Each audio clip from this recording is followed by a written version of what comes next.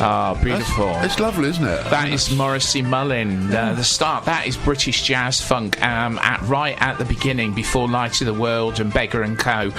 Those guys are right at the cutting edge.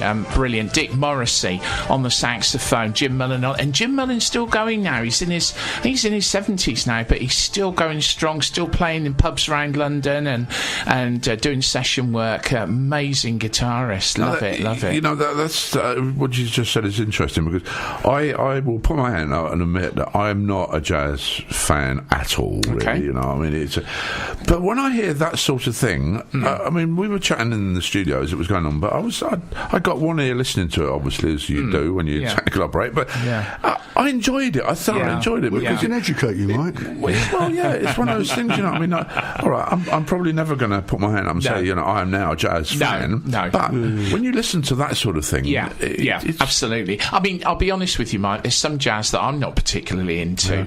Some of it's very. I mean, when we say the word jazz, it covers so many different types of jazz, because you know, you've got that is the sort of funky side. You've got the smooth jazz, which I know Bob likes. The stuff like Hughes Groove and Kirk Whalum and stuff like that, which is very melodic, very lots of covers of famous songs that Dave the jazz, Coles. Dave Coles, that sort of thing.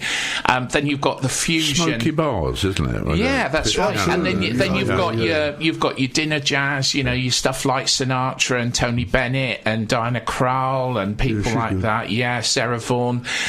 And then you've got the Italian, European jazz, which is another stream of jazz. So it doesn't get a lot of play unless you listen to the specialist shows, which is very it's a lot of rhythm there, as there is in the African jazz. Yeah, it all goes back to Harlem, doesn't it? Yeah, that's right. Clubs and such. I mean, I'm particularly interested in the African stuff. I mean, trumpet players like Hugh Masekela, absolutely wonderful. And then you've got the modern jazz. You've got the stuff like Miles Davis. I mean, Miles Davis. Miles Davis. Well, yeah, that's right. But you see, Miles Davis went through the very smooth, the mellow. Then he went bebop. Then he went. You know, he reinvented himself. And you know, the most common thing I get, people say to me, "What's this then?" I say, "It's jazz." No, it's not jazz. I don't like jazz. I like that though. I said, "No, that is jazz." I mean, there's a lot of jazz there, but people don't realise it. I mean, a lot of film soundtracks you use it in the background. You know, signature tunes, TV shows, all that sort of thing, and it is jazz, but it's a different kind of jazz.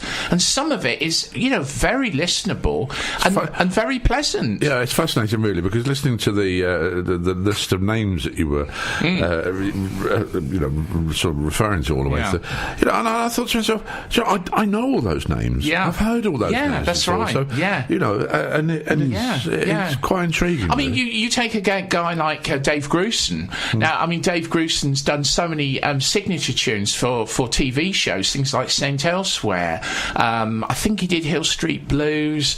If you ever used to watch the Cop Show back in the 80s, you know, and sometimes it's sort of very subliminal. The track runs under the dialogue, passes you by, doesn't it? Yeah, that's right. Yeah, that's it. But it's there, you know, and it's really, some of it is really feel good music. You know, it's not hard to listen to. Good job, old Tony Clarty's not in here, isn't he? Yeah. He's the film music man, you know. No, I know the film for that. That was 1928. All right. Battleship Potemkin. Right, yeah. So anyway, I mean, you came into Seklo, and as you say, one of those things, and it's very difficult, because it always amuses me when students go to university, you know, and they're on media studies, you know. Now, I mean, media studies covers such a variety of things, from television, films to down to the poor old little radio, and of course they learn a lot of the technical side of it. But then, you know, very few students who go through and get some form of degree in that, they don't transfer down to radio. Normally they try and they're lucky in television films. Well, you see, I think they get attracted to the big pay. The idea, they think that because they're on the television, they're going to get big bucks, and you know, they may very well if they hit it lucky. Yeah. But for everyone that makes it, there's about 100 that don't, and they end up, you know, they end up running errands and are really not getting very much further. I mean, it's a very, very competitive industry, and it's not enough just to be good. I think you've got to have the right connections as well. It's the same as radio, really, because I mean, you know, there are very few radio stars. Yeah. You know, you could probably name them on two hands. You know. Yeah. Well, that's what I mean. People, everyone knows Chris Evans and Tony Chris Blackburn's Moyles and people Roger like Scott. that. Roger Scott on Capital. Yeah, I used to come home and listen to Roger Scott on Capital on. I used to come home from college. It used to be on 3 o'clock on the afternoons of the rock and roll. And you know, this is a testament to Roger Scott. I didn't really like rock and roll, and I'm thinking, hang on a minute, I'm coming home and listening to Roger Scott for an hour. I don't like rock and roll, but I love this presentation. Yeah. He was infectious. I remember listening to his final broadcast. I was coming up from Kent or Sussex or somewhere, in a baking hot day. I remember him talking about, you know, it was his last broadcast, and then he died, I think, a few days later, didn't he? Well, it's interesting because you mentioned Chris Moyles, and Chris used to follow me on a show that I did on Horizon. Yeah. And I couldn't stand the bloke. No. I still can't. No. But he used to come into the studio, you know, sort of 10 minutes beforehand to trail his show, and we would chat like we were two old buddies and known each other forever. But of course, that's the profession. Well, we don't like each other. We're always fighting. We see the fights we have after the show. You know? That's right. Yeah. Oh, that's why he's got a black eye this morning. That's right. But you know, sorry, going back to the point that I made, it is difficult to get into radio, and there's a tremendous amount of very, very professional and listenable presenters on hospital radio, on university radio, and community radio as well. Definitely. And I think really, regrettably, that is the way in, isn't it? Yeah, well, it definitely is. I mean, most of even the big names that you know, on the big stations started, you know, on student radio, hospital radio. I mean, I think it depends what you as a person want out of radio. I mean, there are plenty of people that are just very happy to do a show on a community station and talk to the listeners about their interests and play some records and that's absolutely fine and valid, and they do a great job and well done to them.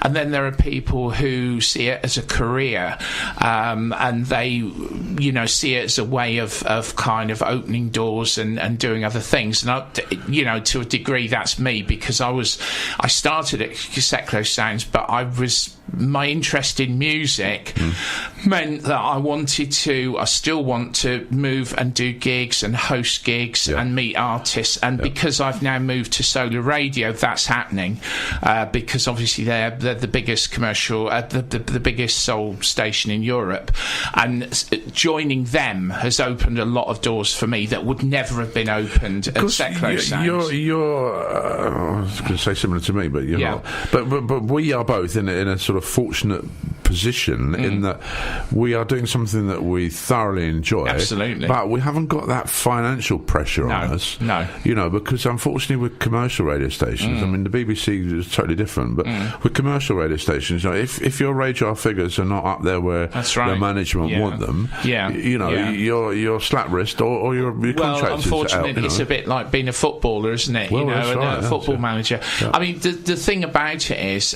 for many people, it is a stepping stone. It gets them in front of a listening audience, and you know, once they're there, they get offers. They use agents. They get offers to host events. They get, you know, all sorts of other doors open. Have you got an agent? Sorry? Have you got an agent? I haven't. No, I did have, but not anymore. No. Right, okay. But I am now getting offers of things through Solar. So although, you know, we earn very little, if anything, for doing the shows, they do lead to other other things that, you know. Well, I mean, again, you're sort of in that situation. I mean, I've been paid a couple of occasions for personal appearances. That sort of thing. To go away. You get £10 or something like that. You done a shop opening. And it costs you 20 quid in fuel to get there and back. But it is one of those situations where you can go in, you can enjoy yourself, and I mean one of the things that, because I was brought up with the British Forces Broadcasting Network, of course, 40 odd years ago, but one of the things that put me off sort of at that time, I mean 40 odd years ago, when I was looking, I could have had another career, could have had a career in radio, but the two things that put me off, one was this business of the popularity, because if your show isn't popular, then out you go with contract wise.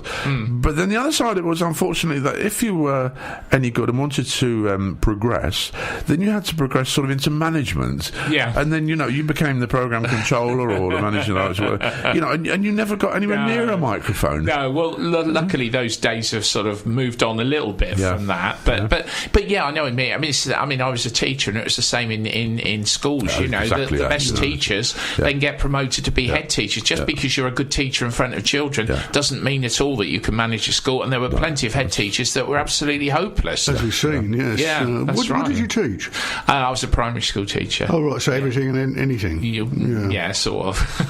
Oh, I love the way you put it, Bob. I mean, you put your life on the line now. Well, you definitely do. Yeah, I mean, I wouldn't recommend it, but having said that, there's some wonderful people teaching, and very, very dedicated. I mean, this is the thing. I think whatever you choose to do in life, you have to be dedicated, and it's not about the money. Okay, yes, if it's a career, you've got bills to pay and everything, but you cannot be a performer, whether you're an actor or a singer or a DJ or radio presenter, you cannot do it if you don't have a passion for it. Right. Because the listeners will feed off of you. If you're in a good place, they will pick up that vibe. Equally, they can tell, and I can tell when I listen to people that are really not that interested. You said about Tony Blackburn. I don't want to be. Pardon? You said about Tony Blackburn when he went through his divorce. I mean, it was quite pitiful time in his life. It was very public. He went very public with it.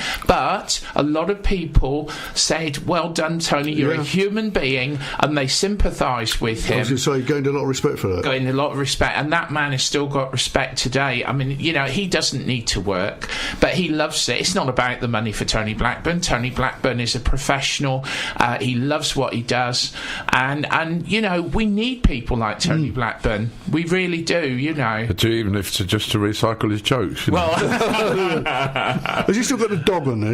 I'm not sure. I'll be honest. I haven't listened to him for a while. I believe he's on Radio 2 again. Yes, Saturday mornings. Good for when I come in, I listen. Good for Tony. Yeah. He brings the dog up on occasions, and the little boy as well. I didn't know the little boy. Was the little boy? There was a little boy. What was he? I can't remember what the little boy Arnold was a dog. Ruff, ruff. Yeah, that's it. Yeah. No, he does bring that up on occasions, but So we've come along. We've moved along. We've got into Secular Sounds. Yeah. We've done a couple of shows there, and then you've been swiped off to a bigger radio station, MKFM. Yeah. Well, I mean, that was my choice. Natural progression. Yeah, wasn't sure. it? Well, I mean, I was on Seclo from day one, and I was there for nearly 4 years. Was it really? Yeah. Good yeah. And it was when the station went into hibernation, when we left at Pear Tree Bridge, that I decided I was going to leave Seclo, because that really angered me beyond belief. As did us, yeah. I couldn't believe that. I thought it was a wind-up to start with, because there were apparently other premises that could have been used, but it was all put into mothballs instead. And I thought, well, I don't want to be part of this. I don't, And I'd had a lot of other things going on, which I'm not going to go into now, but there were other issues. The trouble was as well with Seclo, in that I was in a particular position on another management board with Peartree, and we got a 2-month extension. And then we could have probably got another extension. In fact, the Interaction who were there, they got nearly a year's extension. You know, so we could have probably solved a lot of problems. But however, that's all. But it's all right. So I thought it was time for me to move on. I'd gone as far as I was going to go with Setclo, so I actually went and spoke to the management at MKFM, and they said, "Yeah, when can you start?" sort of thing. And I said, "What about an audition?" They said, "We've listened to you. You're in.